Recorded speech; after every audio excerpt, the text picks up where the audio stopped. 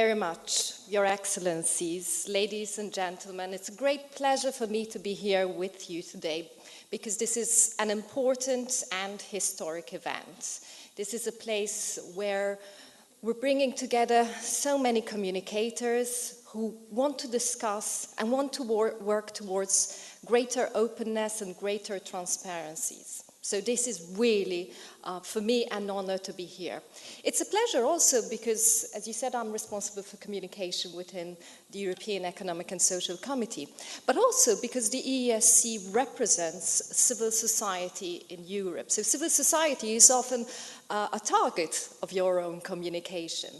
We are 344 members coming from 27 member states, representing employers' organizations, workers' organizations, NGOs of different interests, consumer interests, environment interests. We get together and we are the only institution within the EU which actually has a direct link to civil society, because all of us work back in our member states. So I'm from Malta, for example, and I live and reside in Malta, and I work in Malta.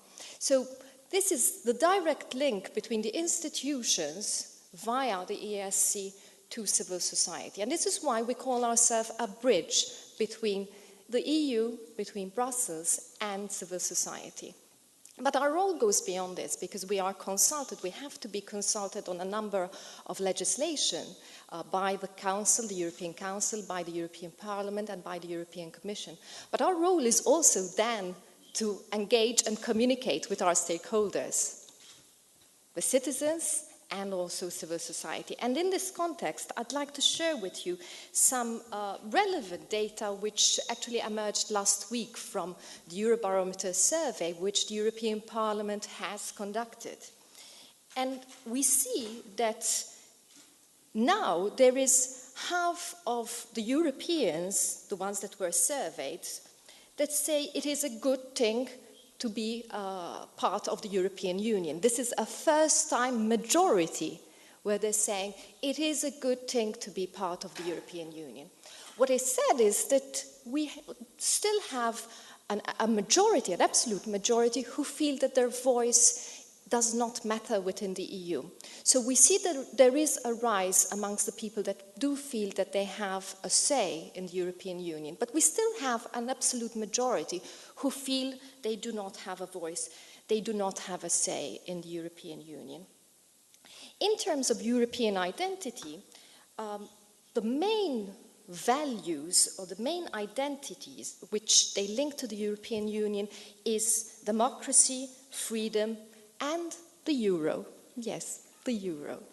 So this is three things which came out in the very forefront as being the important things in European identity.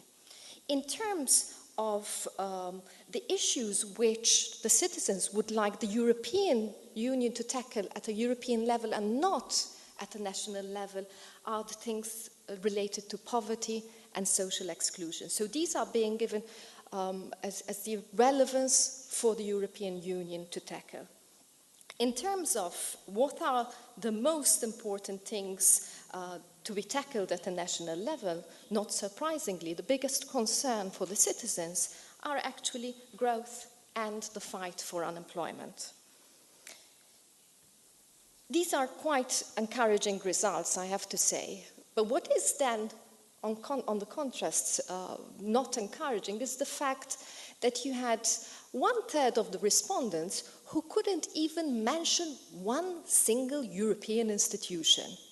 I mean, they were asked to mention 3. They couldn't even mention one of them. And only 1/4 of the respondents have actually mentioned the European Commission. So this shows that there is a lot of more work to be done. Some good news, however, came because when they were asked when is the European Parliament holding its election, we see that a reasonable 1/4 of the ones surveyed could actually say the date. It's in 2014, actually, but could, from 2 years in advance, say that in June 2014 there will be the European Parliament elections. So what does this tell us, indicate to us as European communicators, the ones who communicate policy. First and foremost, it reinforces even further the fact that we have to communicate in partnership. We have to be together in giving one single message, or a number of messages, but a few of them, and together. So this is the approach which needs to be done so that we can all have a common narrative when communicating with the citizen.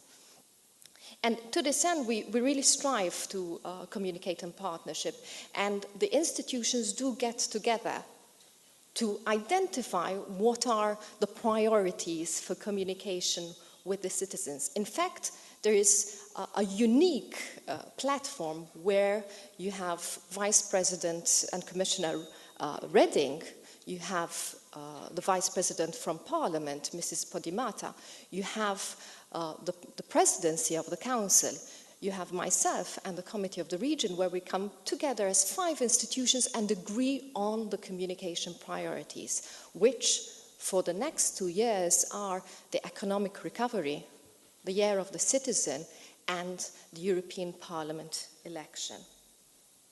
But for us, what's important also is the going local. It is not targeting our communication with what we call the Brussels bubble, the people who are already the converted ones, but going local in the member states, in the communities, with the people, the men on the street, and really creating a dialogue. So going local is one of the things which we believe brings a lot of value in really engaging the citizen. Beyond this, during my vice presidency, I have specifically decided to focus on a target audience, which is young people, the upcoming young Europeans, and also to engage in using a number of specific communication tools.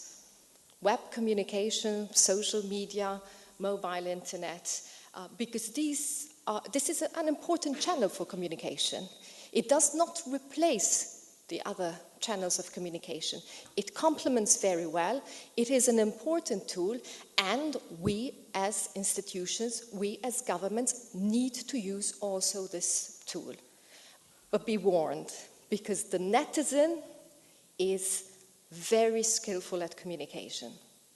The netizen expects immediate, brief, concise communication. Above all, it's two-way communication. It's not just me telling you, it is engaging in what is a two-way communication.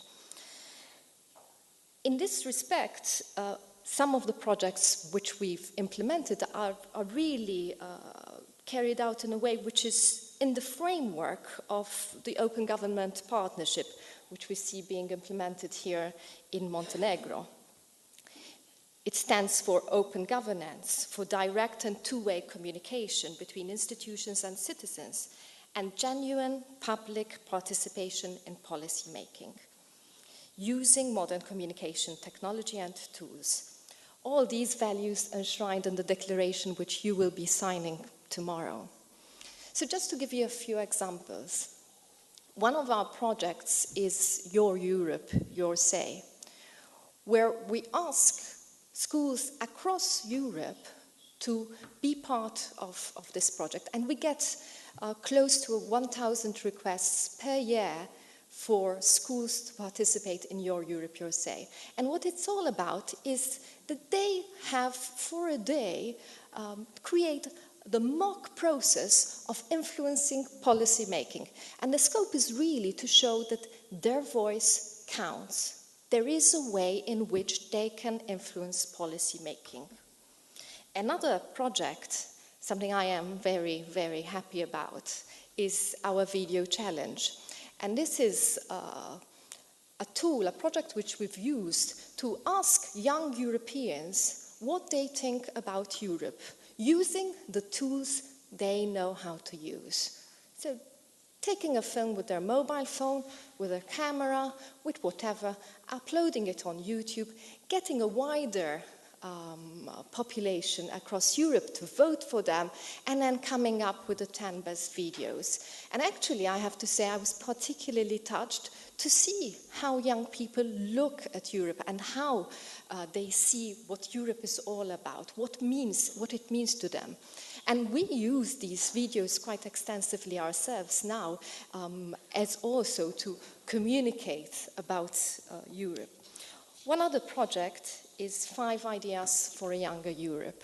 And this is where myself and the Vice President of the European Parliament go to a number of universities in different member states. And rather than being the politicians who talk, we are the ones who say to them, okay, give us your 5 ideas. What do you think European policy should be doing? What policies would you like to see for your present and your future? There again, amazing input comes from the young people of how they view Europe, what they would like to see in Europe. There are a number of other activities, which I won't go into them, but next year most of them will be focusing on the Year of Citizen, because this is one of our communication priority. So from my point of view, I'm really, really delighted to be here amongst you.